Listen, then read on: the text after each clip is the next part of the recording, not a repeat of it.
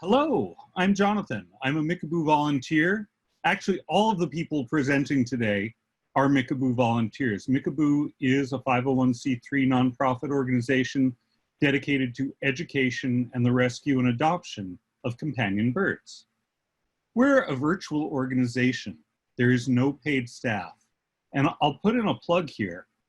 We rely on donations to be able to serve the birds. We take in roughly 200 birds per year, and they're given care, medical care when needed, and put in foster homes and adoptive homes. We have over 400 birds currently in foster homes, and the costs are staggering. We average $40,000 to $50,000 for veterinary bills every month.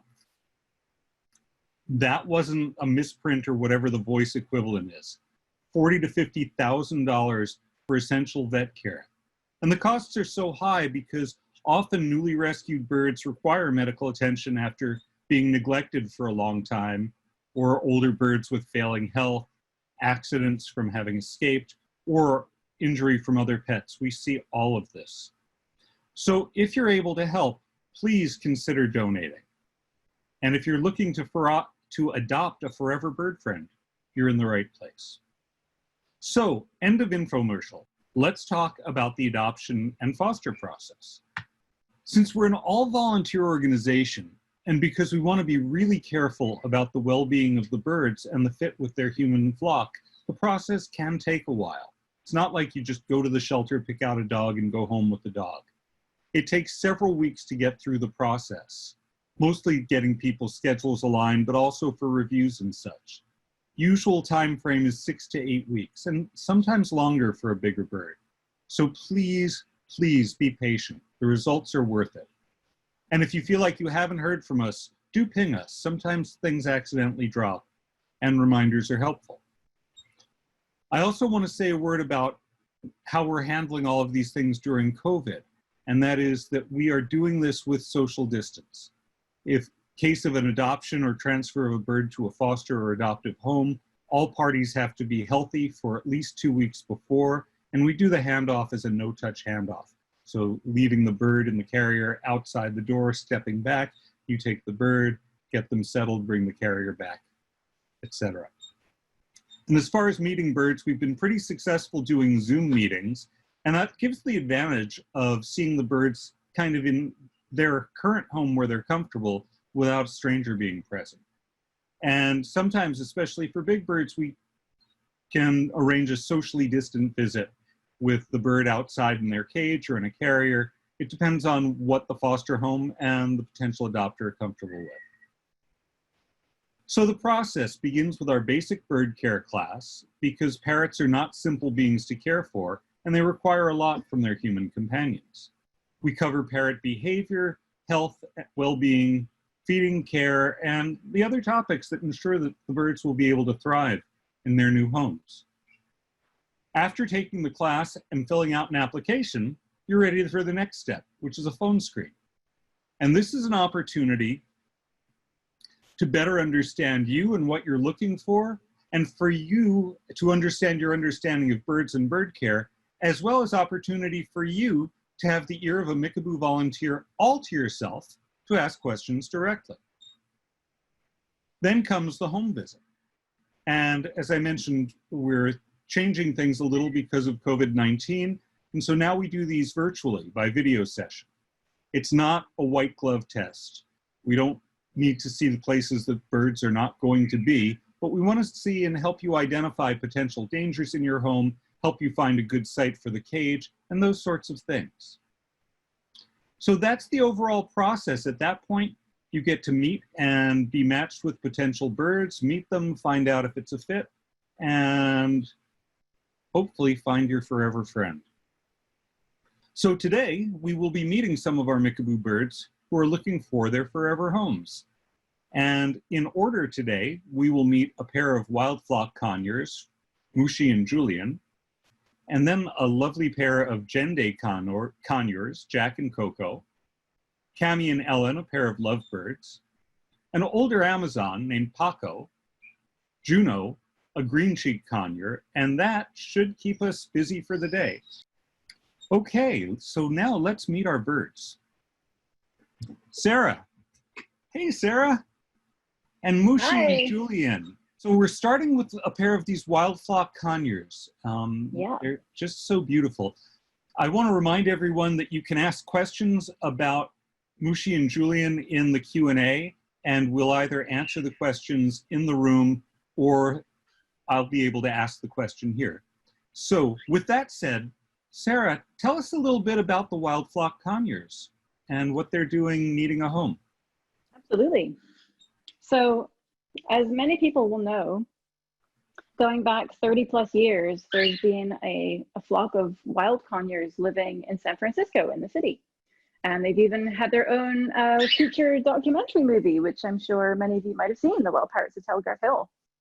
And for the most part, they do very well, and they're not invasive. And since they ended up introduced through some mechanism, they have multiplied a little bit. And now we think there's between 300 and 400 birds flying wild out there as one flock. And since 2003, Mickaboo has been the first port of call for any birds that have shown up from that flock that are sick or injured. So 2003 was the first year that Mickaboo was contacted when one of these wild parrots showed up at the shelter. When they do get sick or injured, members of the public will find them lying on the ground, lying on the sidewalk, and they'll take them to San Francisco shelter. And they will contact us immediately because usually these birds are sick and they need medical help. So we pick them up as fast as we can. We've never turned one away. So to date, Mickaboo has taken in well over 100 of the wild parrots from Telegraph Hill that have been sick or injured. So we've taken in well over 100 of the wild parrots. We've adopted out, I think, 53 to date. We take them in, we get the medical help, and then we try and pair them up in captivity. So once they're in our care, they have some residual issues. Even if we address their medical needs, they'll have some mobility problems usually, and they're not 100% even once they recover. And so we pair them up, we find them a friend that they want to hang out with and be a buddy with. And then we get them into foster care in pairs. So they're used to living in a flock with other parrots. They need other parrots for company. We pair them up and we get them into foster care. And they select their own buddy in that when we do that. Is that right, Sarah? They do. It's a little complicated. They choose. If two of these parrots don't want to hang out together, they will let us know, and they will want nothing to do with each other. So we have a whole process where once we have a few single birds that have come in through intake, we'll try and facilitate a little bit of a dating agency scenario where they get the chance to come out of their cages and hang out in a safe space, and we just have to see who likes who. And then ultimately they pick. Once they pick, they tend to pretty much hang out for life after that. They pair for life, so they'll pair up and then they'll groom each other and hang out together, and that's when they're really ready to go to a foster home or an adoption home. Wonderful. So it's sort of like the parrot bachelorette. Yeah, only probably with even more drama. It's quite a soap opera when we're trying to introduce them all. So you mentioned that they're, generally these birds aren't 100%. Are these two special needs birds, and what do they need from us? And is there anything? What should potential adopters know about adopting wild flock conures with special needs? Right. So pretty much all of the wild conures from San Francisco that we have to rehome are what we would categorize as special needs. But that's a wide spectrum, and it can vary anything from just needing platform perches, flat perches, or rope perches, to needing a more specialist cage setup and perhaps more regularly veterinary care. So Mooshi and Julian are on the slightly more robust end of that scale, where they are a little wobbly because of their history, but they're not on any medication.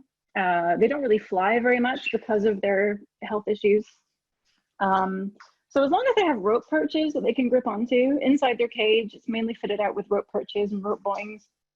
That just gives them the extra grip because their feet don't grip too well and they're a little unstable. And as long as I have those perches, they do pretty well. And so they would be okay for someone who was less experienced with parrots, given that they don't need medication, and they're pretty robust.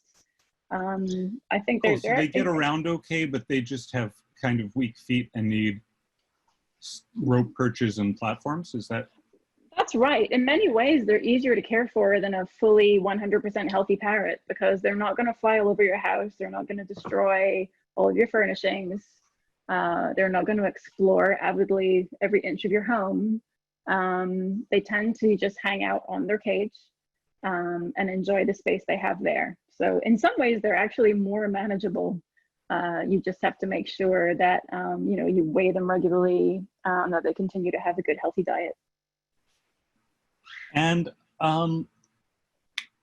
they're just being super quiet. Are they typically the wild flock conures and these two? Are they a quiet species? No, you're asking about a parrot, Jonathan. So right now, to make them stay in one place and be very well behaved for the camera, I've loaded up their treat dishes with apple and walnut. And so they're just intently chewing away right now on a huge load of treasure in apple and walnut. So they're eating right now. Although I will say that actually most of the day as a pair, birds like this from San Francisco, they will be quiet most of the day. They'll make a little noise at sunrise and sunset because those are the exciting times for parrots in the wild. Yep.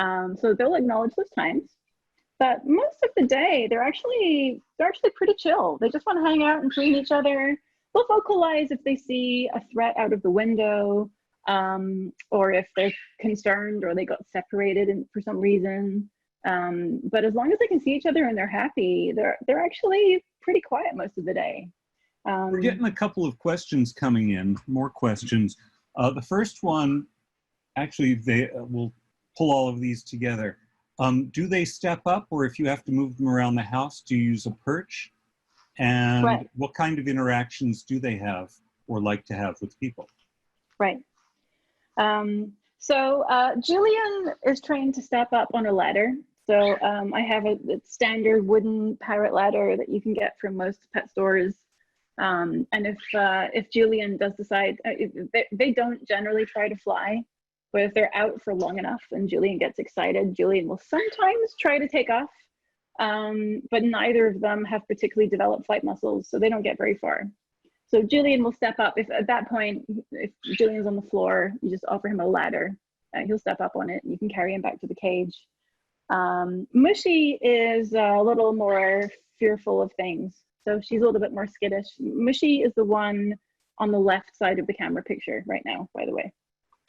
So Mooshi is a little more timid, and if Mooshi sees Julian try to fly, she'll try to fly too, and she usually lands on the floor not far from the cage, and she prefers to just walk back herself. She can take care of things herself. She doesn't need your help, and she will take treats from your fingers very readily. If you have a tasty bit of nut in your hands, she'll happily accept that, but generally speaking, she prefers people to keep their distance, and she just wants to hang out with Julian.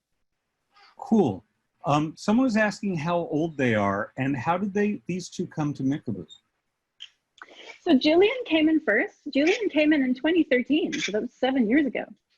And then Mooshi came into Mickaboo just a year later.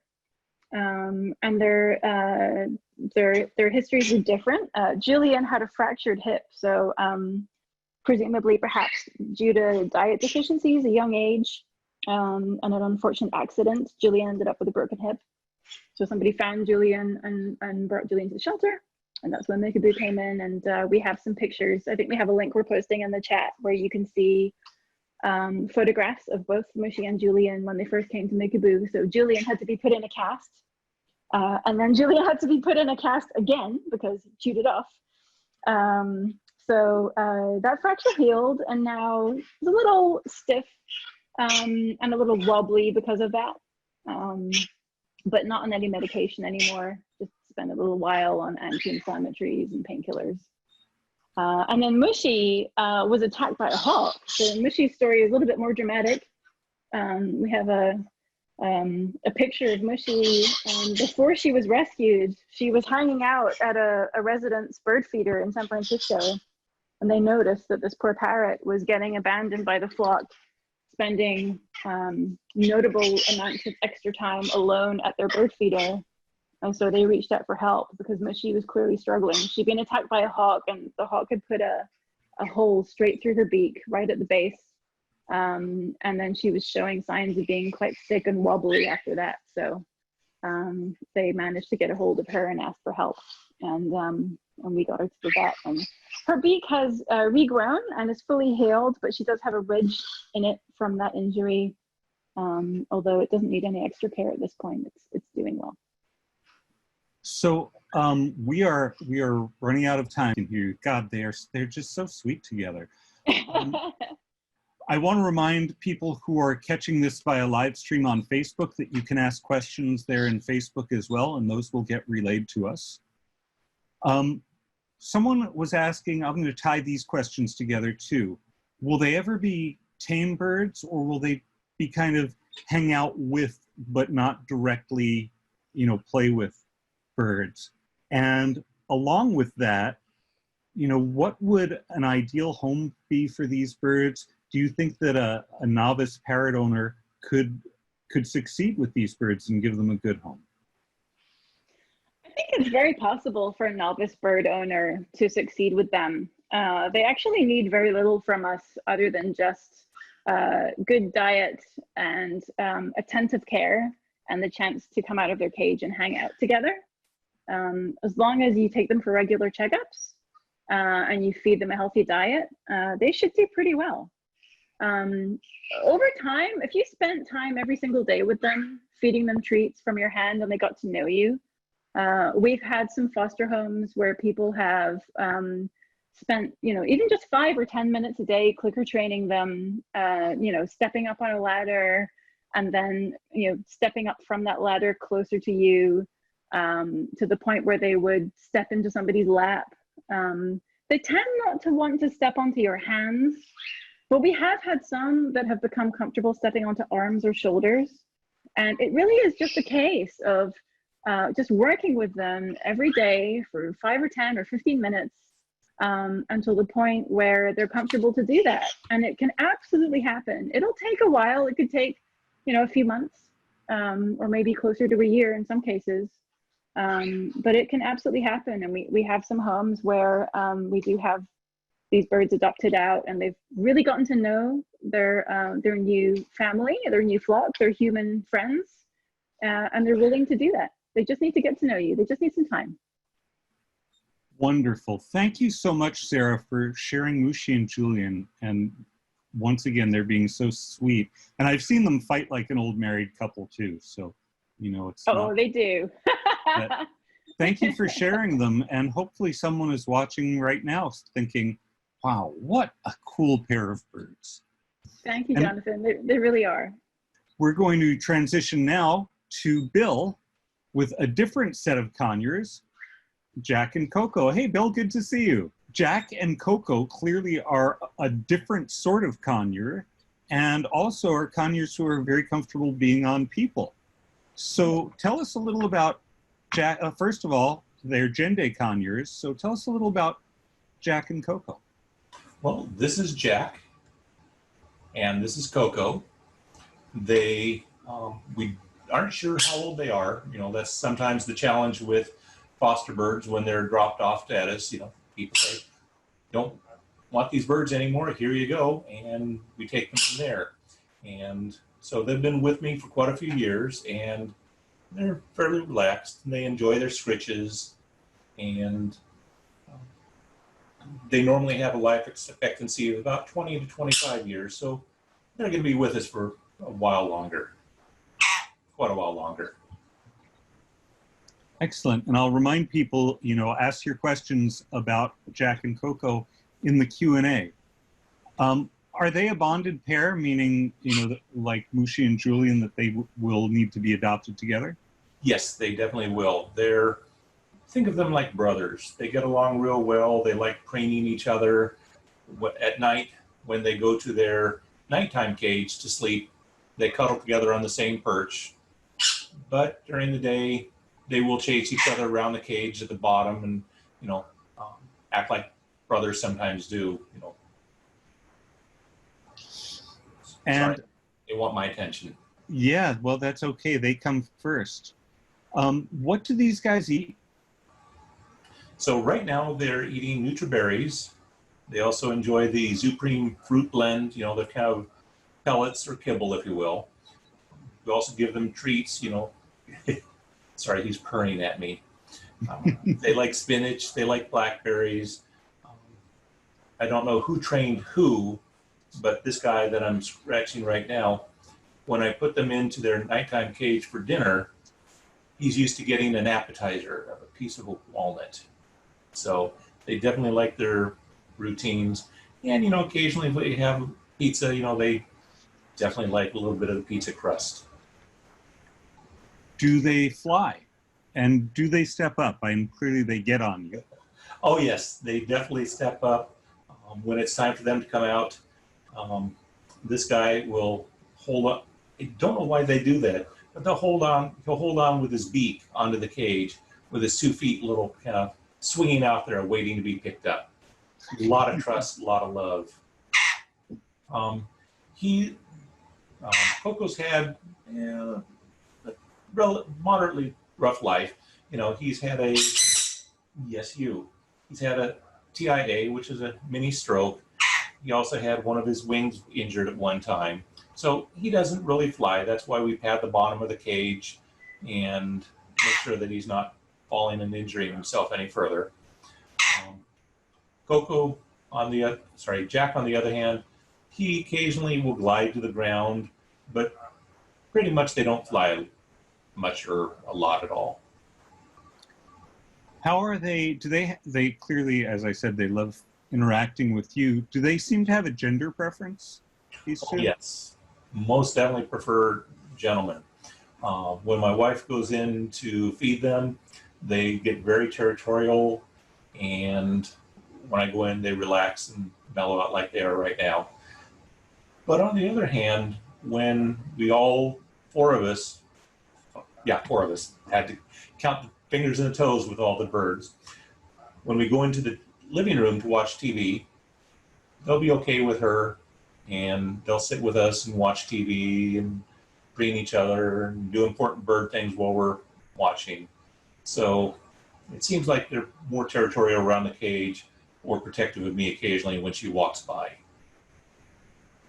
And, with two birds who look as similar as this, how different are they in terms of their personalities? Very much so. As you can see, Jack enjoys the cuddle and he enjoys the scratches.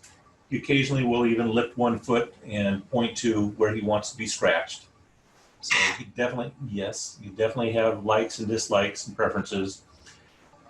Coco, he's more comfortable just sitting on the shoulder, taking a nap, sitting there while I read or watch TV.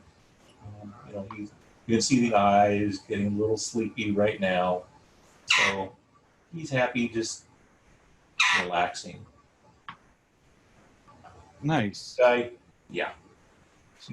So are Jendays loud? As Sarah pointed out, they're parrots, but some parrots are louder than others by nature. These guys can get quite loud. We used to have them in a communal bird room, but they were loud enough that they were annoying our blue and gold macaw, big bird, where she would say, "Quiet, quiet," and start yelling back at them to quiet down, but they don't listen. So that's why we moved them into the back room. And now during the evening, they sleep comfortably there. And during the day, that's my office. So I moved them into another room in the living room where nobody is because we're working. And they have a huge window where they can look outdoors and see the backyard show and see the squirrels scampering around and other birds. So they get out between the two different cages. Different things. Bill, what time of day do they want to interact most with people? Is there such a thing? Usually about 7 to 7 a.m., 7 p.m. So early in the morning, I'll get them up. They'll head on over into the other room. They'll like to shoulder surf with me while I set up their cage and set up their feeders. And then during each of my breaks, they know I get out for a few minutes. So then they get scritched and they get played with. And then when it's lunch, they join me. Sometimes they even eat their own lunch because they get in that routine. And then I'm usually working till about 4:30. About 4:27, you can hear them go off. Squawk, squawk, squawk. Hey, it's time. You're off duty. Come and play with us. They have a remarkable sense of time. We're starting to get some questions coming in. Do they bite much? They don't bite me anymore. They do have a strong personality. If they could, they would definitely bite Elizabeth. So that's why they're more with me than they are with her. And small beaks sometimes can be sharp beaks. They definitely can. Someone is asking if Jendays are as noisy as sun conures. I don't know that I've had a sun conure, so I would have difficulty being able to relate them. But they can get loud enough to bother a macaw, which is impressive. Oh, yes. Ah, there he goes. Yeah, he wants to be scritched right there. So, Bill, what kind of home or family do you think would be ideal for these two? Like I mentioned before, they definitely would need a male as the primary caregiver. Probably a little quieter of a house. They seem to enjoy, I keep coming back to the routines and things like this because that has worked well with them. And they've taught me as much as I've taught them patterns and routines. So somebody who can spend time with them, somebody who can cuddle with them, he's happy sitting with me for hours on end, just getting scritched, and that's fine with them. That's awesome. They are really a wonderful pair, and it's fun to see them interacting, with both you and with each other. So let's see if there are any more questions. Otherwise, we will move on. Yeah, I see Coco says, it's been a long day. I'm ready for some sleep. Mm-hmm. All right. Thank you so much, Bill. Oh, my pleasure. And thank you, Jack and Coco. Oh, wait. There's one more question, late-breaking question. How are they with other birds? They work well together, but I would not necessarily have them as out at the same time with other birds. That definitely makes sense, and I think that's the case for many birds I've known. All right, thanks, Bill, and hopefully there's someone who has fallen in love with Jack and Coco. We are now going to go to a pair of cinnamon lovebirds, Cammy and Ellen. So Shauna, are you there? Yes, hi, Jonathan. Hey, and there they are. We're getting pairs today, bonded pairs left and right. And these two are again, just really, really sweet. Again, a reminder to our viewers that, ask your questions and we will get to them as best we can. So how long have you had these two and how did they come to Mickaboo? Well, I'll talk about Cammy first. He's right here. She's right here. They're both females. Cammy, when she was maybe about 6 or 8 weeks old, she was still being hand fed, so she was a youngster, and she went to fly over to her owner after he had taken out a cup of hot tea out of the microwave, which was scalding hot. So unfortunately, Ooh. Cammy fell into that cup of tea and she suffered some burns. they did some damage to her, and she had to spend time at one of our avian vet hospitals recovering.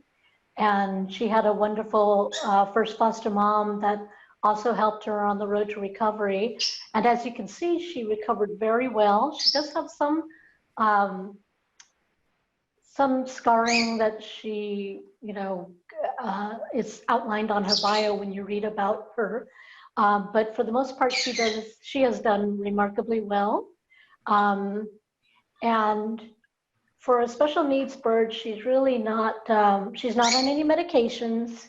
She does, you do want to be careful because of, the scarring that she's had with handling her, and she is sensitive about being handled. But other than that, she doesn't require any particular special setup or care.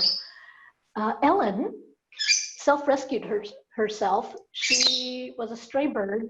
She flew under the security screen door of a very nice lady who had two very large dogs that were thankfully asleep at the time Ellen made herself at home and just wandered in. She, of course, was not prepared to take care of a bird, so she contacted Mickaboo, and I went over and picked Ellen up. Ellen does have some medical issues. She has right-sided heart disease, and it requires that she's on 5 medications a day.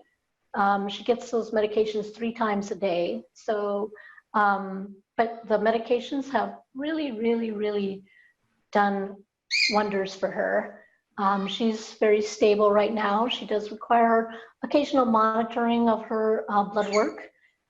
So she would need to be followed up, and whoever adopts Ellen would need to make sure that they're able to continue with her medications. But other than that, she doesn't require a special cage setup or anything like that. Medication 3 times a day, though, 5 meds, that sounds like a commitment. How do you give her the medication? What's that process like? They are all oral medications. So it involves, toweling her in a little washcloth. She's really easy to give her medications to, I must say.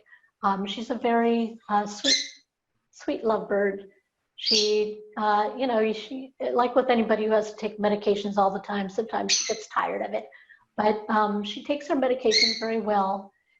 She's on 5 once in the morning, and then she gets 2 in the afternoon, and then she gets her 5 again in the evening. And so she takes them pretty well. She's pretty easy to give her medication to. That's really cool. That's great to see. They're they're just being really, really sweet. Do they step up, or are they at all? Do they have cage aggression or anything of the sort? Yes. Cammy does have a very, very strong cage aggression, and she, as I mentioned, it could be from sensitivity from the burns that she's had. She is not one that does like to be handled much. She will step up onto a perch that you give her, but she does not like to. Perch? Yes, a rope perch or a wood perch. She does not like to step up onto hands. Ellen is a little more easier. She does step up. She has her moments where she likes to, when she doesn't feel like it, but she's not one that's going to bite you hard like Cammy is. Cammy will definitely bite very, very, very hard. And she's trying to show with her wings there that, yes, I'm not one to be messed with. Right. So, but Ellen is more on the mellower side. Cammy, I should say also their ages. Cammy is about 3 or 4 years old. So she's still she's still on the younger side. So she's got a lot of energy. She's, a very active girl. Ellen is a little older. We don't know her age because she was a stray, but she's definitely an adult. And she's a little more mellower. She'll sit on your shoulder for a little bit. Cammy, I think, can, with somebody who is very, very patient and takes Cammy into another room away from the cage so that she doesn't have to feel like she's defending her cage.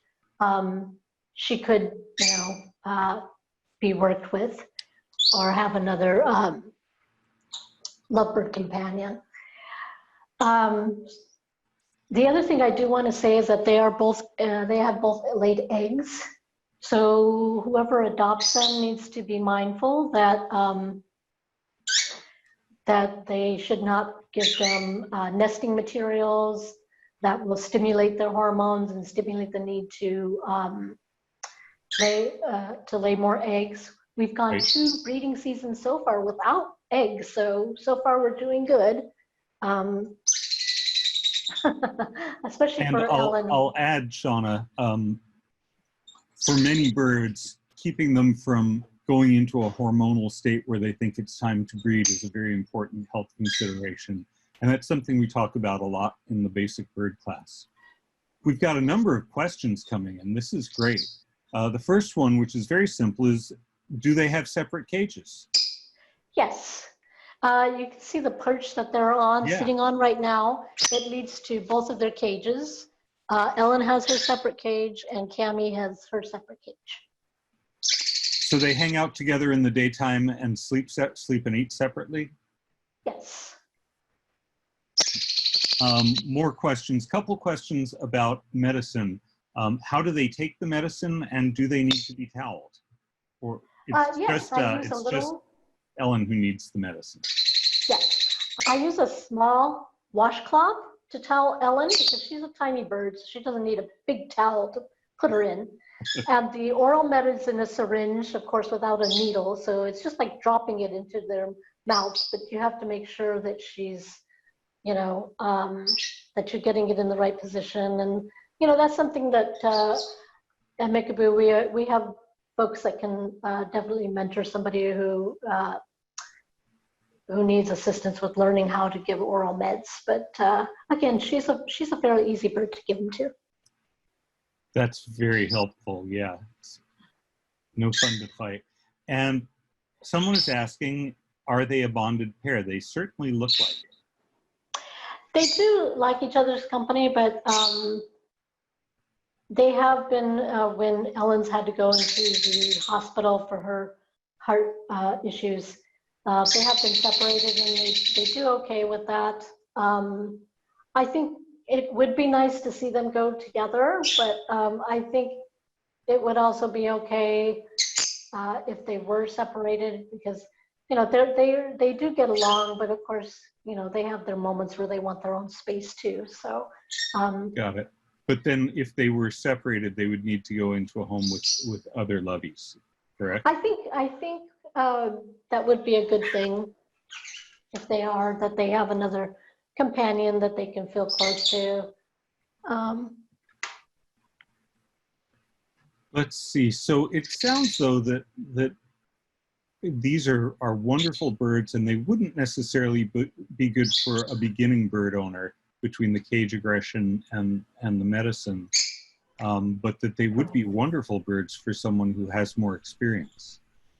Yes, and I think especially Ellen is, it is very, a very big commitment when you think of her, the medications that she's on and, the occasional follow-up with the veterinarian to make sure she's doing okay. But she's such a sweet bird. I mean, I think, if somebody were to spend time with Ellen and just see that, she's a very sweet bird, that it would be definitely well worth the effort put in. You get a lot of satisfaction in seeing how well she does.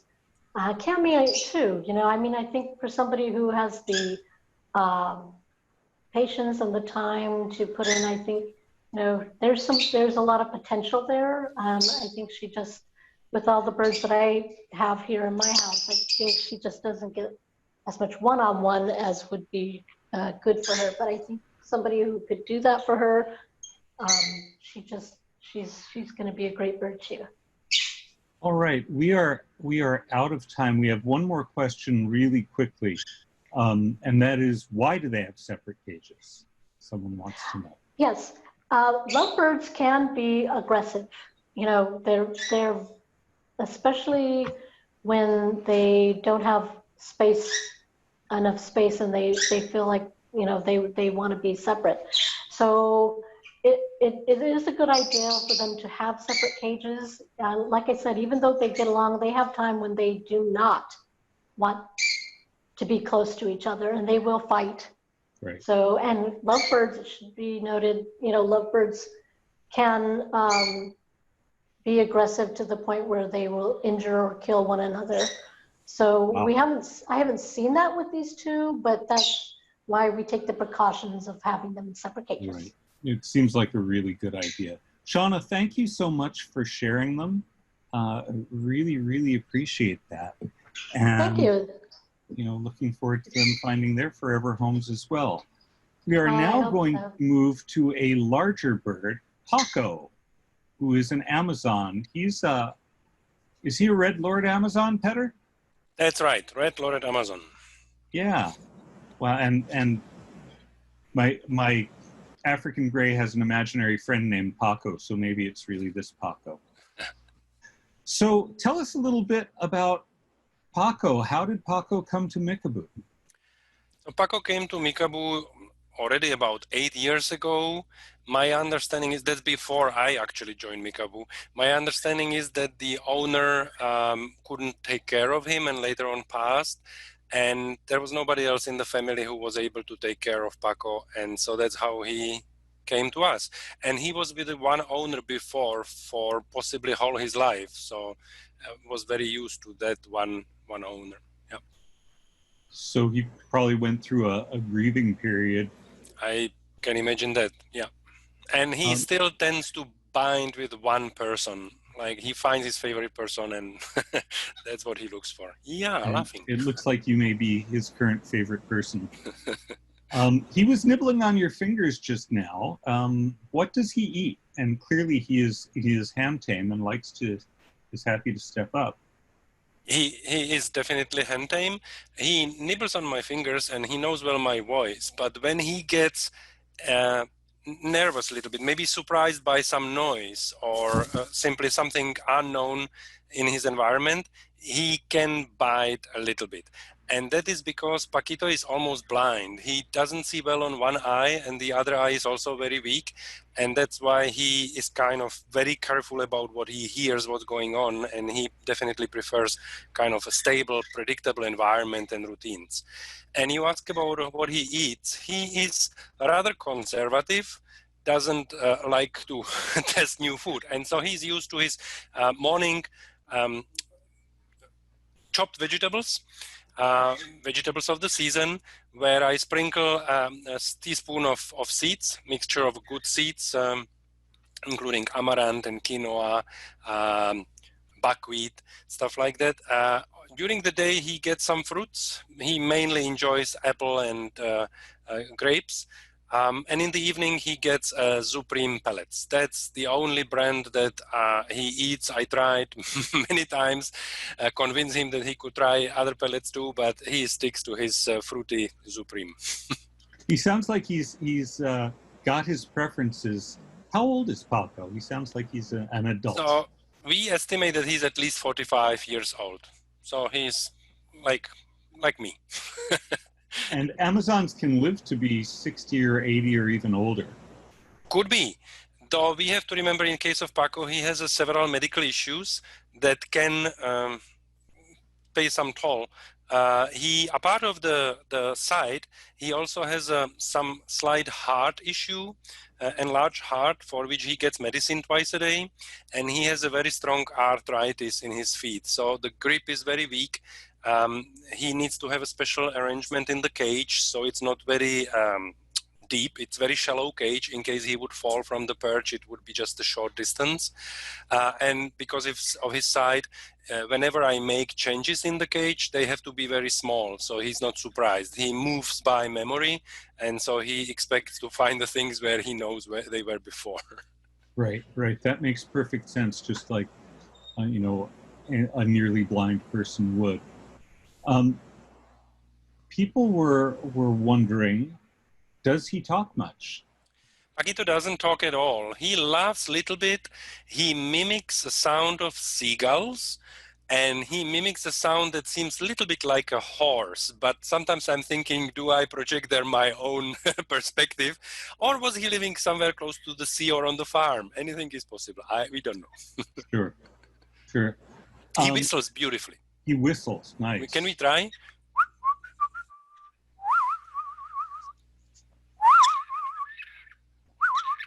Okay, no whistling, just little noises today. Yeah. But in the evening, he will whistle the serenade for half an hour, a whole hour. He really enjoys that. And Amazons are also noted for being rather vocal birds in terms of loud. Does he get loud? He's not super loud Amazons. I had Amazons that were much louder. Yes, sometimes he picks one particular pitch or sound and he repeats it many times, but it's not loud. It's more that it's more the repetitiveness of that sound that may be a little bit annoying if it goes for an hour. But he's on the quiet side for Amazons, that's for sure. How much does he sleep in the daytime? He sleeps a lot. He's kind of a couch potato. He enjoys to be sitting on my shoulders for hours, not doing anything, just checking my hair a little bit. That's his favorite place, a spot to just pass time. He has several toys that are hanging in the cage from the cage ceiling, and he occasionally plays with them. He doesn't fly at all. We tried even flapping exercise, and he really, really doesn't like that. So it cost me a bit of blood. Very quiet bird that is just want to be close to people, but doesn't need much of really intensive interaction. Right. Right. Yeah, I can see that he's really, really enjoying being on you. It seems like, you know, despite being a special needs bird, he would be a pretty good bird for a novice parrot owner. I actually think so, yeah. People would need to learn how to predict his behavior a little bit to prevent occasional biting just from being surprised, being caught unprepared. Once he knows your kind of movements and cues for when you want to take him from the perch or return him to the cage, he totally knows what's expected and just follows the moves. Yeah.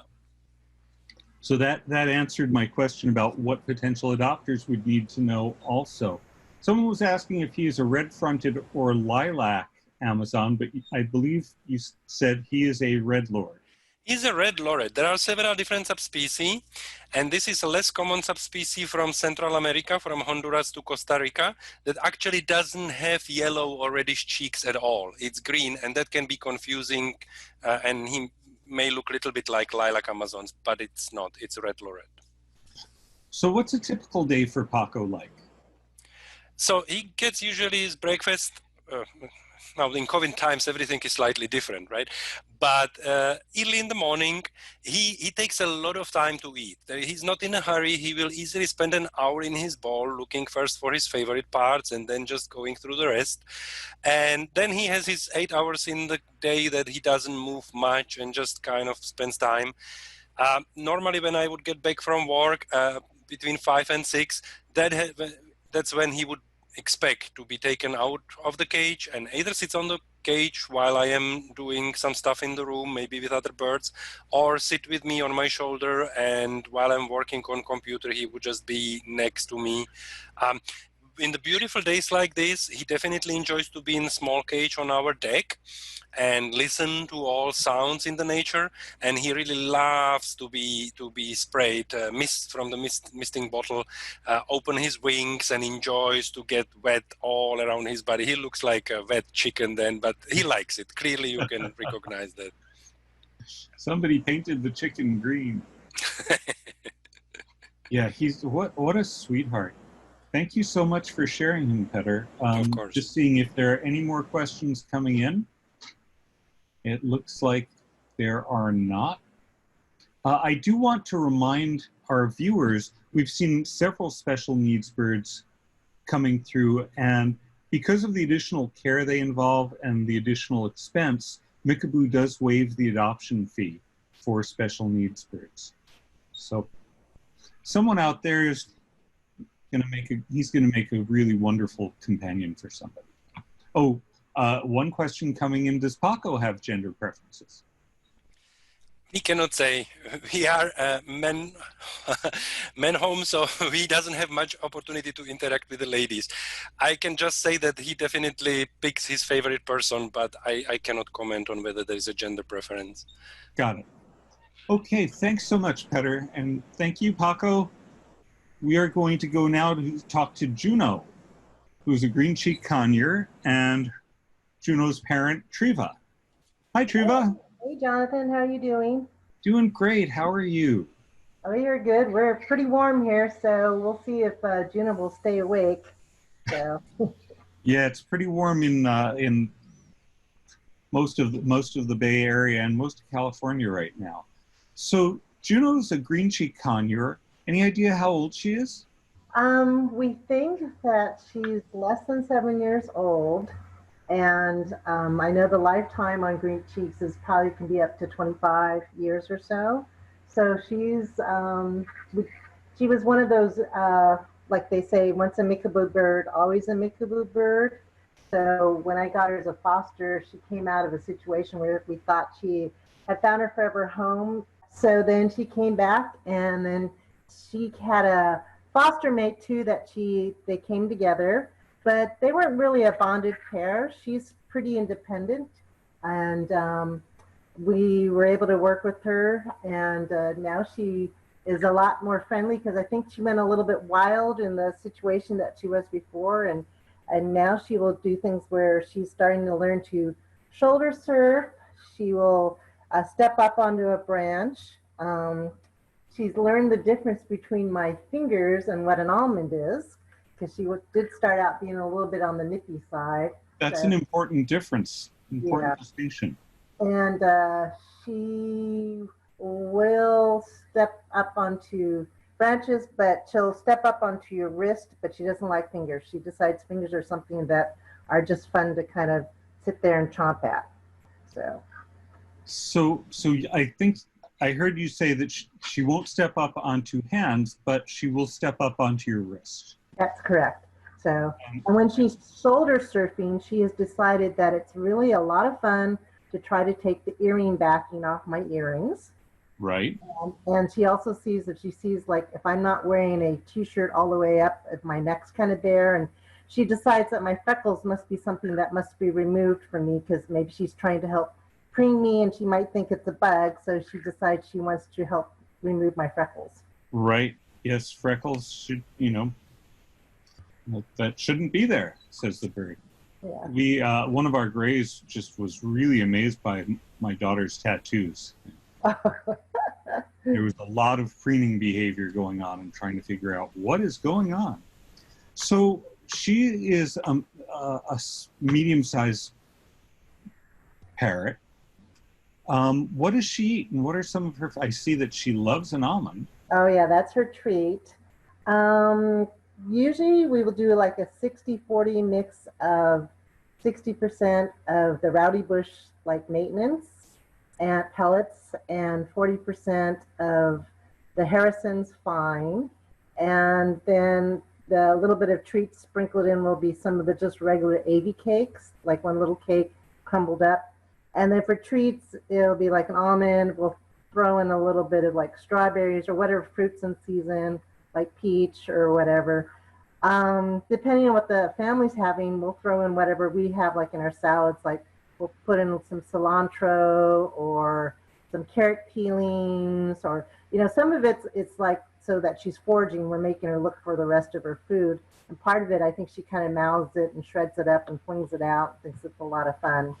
So a lot of it's, and she really likes the pasta. So if we have spaghetti, we'll put a couple of cooked things of spaghetti, and she loves playing with that. You're getting quiet again. What was the last thing that you said she really loves? Oh, she really likes, if we have spaghetti, she'll have some of the pasta, and she really likes playing with that. Nice. So she likes to shoulder surf, and she'll step up onto hands. How does she like to interact with people? other than that? And does she interact with other birds? I have two other birds. One of her former cage mate. They didn't really get along. The other bird actually got along better with my other bird, so she gets kind of territorial of her cage. So she will actually, if they fly over to her cage, she kind of like gets a little bit aggressive and kind of drives them off. So she hears them, they talk to each other and call to each other in the morning, or like when they're getting ready to go to bed at night. But either we haven't found someone that's more companionable for her yet, or she seems okay being fairly independent. My daughter was sheltering it at home for a while, and she grew kind of attached to her. At one point, my daughter was saying... Attached to, is that correct? Yeah, so she was doing like a yoga exercise where she had one leg up and her arms up, and she swore that she saw Juno do the same move, pick up her leg and spread out her wings. So I think Juno was learning to do yoga at the same time. So. Wow, Juno the yogi. Yeah. And does she like music? Does she dance? Yes, we found out like over Christmas time, she really liked Christmas music, and she would sit there and really bob her head to the music. It's not sure what her taste is. She likes the more she likes the party sounds. So she's the party bird. So. Juno the party bird. Yeah. Yeah, that's great. Yeah. Do you think that she would do well in a home with a novice bird owner? Would she do well being an only bird? I think she could. I mean, if you could find another bird that could be a buddy, but like some of the other foster parents have mentioned, it really is the bird chooses who's going to be their buddy sometimes. She's pretty easy because she eats well. She doesn't require any medications. She is warming up, as you spend more time to her. I think she's coming around. I don't think she'll ever be really cuddly, like you're going to give her a lot of head squitches or anything like that. But I think she's good because like my routine is like when I come home, we usually have her cage open if my husband's home or my son's home. But when I come home, she's like all eager to tell me about her whole day. She actually kind of talks in her kind of parrot gibberish, like she's really trying to enunciate words, but it just doesn't come out. And she really lets my husband know when I'm coming home because she hears the garage door and the bird alarm goes off. She'll start, kind of doing her little alarm call. And my husband laughs. He says, "I know when you're home because the birds start going off." Bird alarm. Yeah, absolutely. Does she do okay with both genders? Yes, she seems to be okay with my son and my husband. So I think that she would do fine in a family situation. She doesn't seem to be just a one bird person. So I think she would actually be pretty easy. So. Wonderful. She's very active, very cool. She's not going to sleep despite the heat. So what do you think, what qualities would you imagine in a home that were to adopt Juno? I think she would really like being part of a flock, probably being part of a family. I think that she would really like that kind of interaction. She seems very alert. Like when I come over to her cage, if she's in the back, she'll immediately come forward. Like she, is really interested in what's going on. She keeps an eye out to the back slider glass, and she knows when people are walking around in the backyard, or what really interests her is if you've got like a long pole, like a broom or something like that, she immediately lets everybody know that there's somebody out there and something's going on. So she's got a keen eye. She seems like just a really cool bird, and GCC's green cheek conures are known for being pretty sweet and fun to be around. Treva, thank you so much for sharing her with us. And Juno, thank you. You're a star.